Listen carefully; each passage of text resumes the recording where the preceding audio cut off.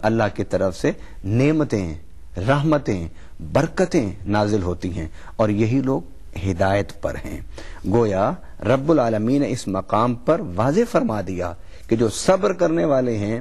وہی مومن ہیں، جو صبر کرنے والے ہیں وہی اللہ کی رحمت کے مستحق ہیں، جو صبر کرنے والے ہیں وہی اللہ کی نعمتوں کے مستحق ہیں، اور جو صبر کرنے والے ہیں وہی ہدایت یافتہ ہیں۔ یہ واضح اللہ نے قرآن پاک میں ارشاد فرما دیا۔ علامہ صاحب، اسی خوبصورت جملے پر ہم ایک وقفے کی طرف چلتے ہیں کہ جو صبر کرنے والے ہیں وہی ہدایت یافتہ ہیں، جو صبر کرنے والے ہیں وہی اللہ تعالیٰ کے برگزیدہ بندے ہیں، اور جو صبر کرنے والے ہیں وہی اللہ تعالیٰ کو بہت پیارے ہیں۔ آپ سے بھی ہم کچھ اور باتیں کریں گے، لیکن ہمیں جانا ہے ایک چھوٹے سے وقفے پر۔ ہمارا ساتھ دیجیے گا اس پروگرام میں۔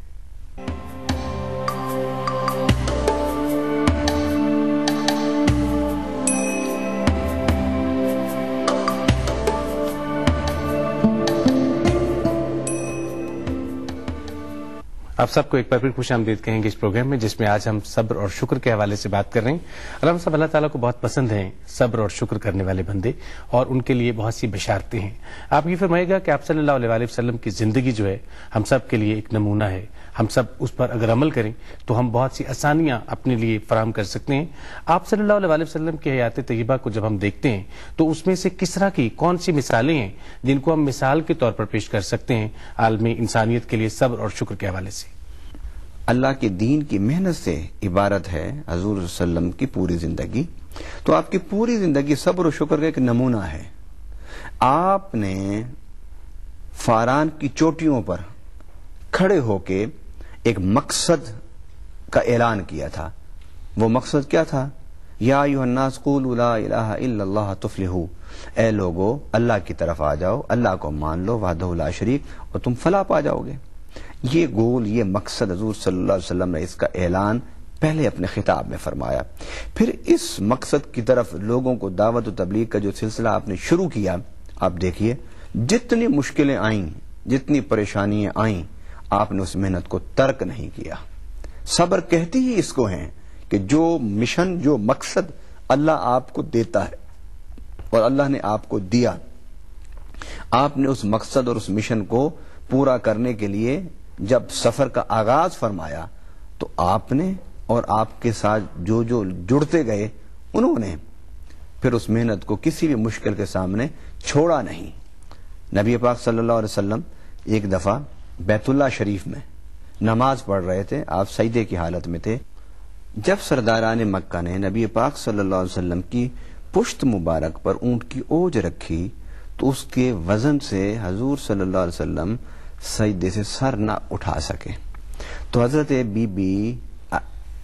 فاطمۃ الزہرا سلام اللہ علیہا بھاگتی ہوئی آئیں اور انہوں نے رو کر اپنے ہاتھوں سے اس اوج کو دھکا دیا اور حضور صلی اللہ علیہ وسلم سجدے سے سر اٹھایا، اور حضرت بی بی فاطمۃ الزہرا سلام اللہ علیہا نے ان سرداران مکہ کے بارے میں غصے میں کچھ فرمانا شروع کر دیا، یعنی کچھ بد دعا کا لفظ آپ کی زبان سے نکلنے لگا، تو حضور صلی اللہ علیہ وسلم نے ان کے منہ مبارک پر ہاتھ رکھا اور پیار کیا اور فرمایا، بیٹی یہ کہو اللہم اہد قومی فانہم لا یعلمون، اے اللہ میری قوم مجھے نہیں جانتی، ان کو سمجھ عطا فرما کہ یہ مجھے پہچانے۔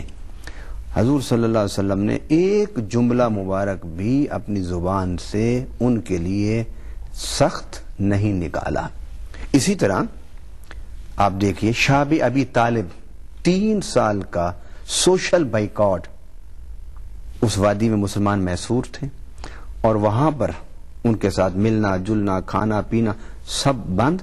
اور مکہ سے کوئی چیز بھی کھانے پینے کی وہاں نہیں پہنچنے دیتے تھے۔ مسلمانوں نے 3 سال اسی حالت میں گزارے، اور وہ بار بار مسلمانوں سے نبی صلی اللہ علیہ وسلم سے کہتے تھے کہ اپنے مشن سے، اپنے مقصد سے دستبردار ہو جاؤ تو ہم تمہارے لیے ساری نعمتوں کے دروازے کھول دیں گے، مگر حضور صلی اللہ علیہ وسلم نے صبر کیا اور برداشت کیا، 3 سال اسی محاصرے میں گزارے۔ اسی طرح وطن سے پیار کس کو نہیں ہوتا؟ حضور صلی اللہ علیہ وسلم جب مصائب و مشکلات بڑھے مکہ میں تو آپ نے مدینہ کی طرف ہجرت کی اور ہجرت کر کے تشریف لے گئے۔ اب آپ اندازہ کیجئے کہ حضور صلی اللہ علیہ وسلم مدینہ میں ہیں اور وہ مکہ سے آتے ہیں، لشکر کشی کرتے ہیں، جنگ کرتے ہیں، قتل کرتے ہیں، فساد کرتے ہیں. حضور صلی اللہ علیہ وسلم ان سب چیزوں کو برداشت کرتے رہے، صبر کرتے رہے اور اپنی محنت کو حضور نے جاری رکھا. نتیجہ کیا ہوا کہ پھر اللہ تعالی نے وہ دن نصیب فرمایا کہ آپ اس شہر جس سے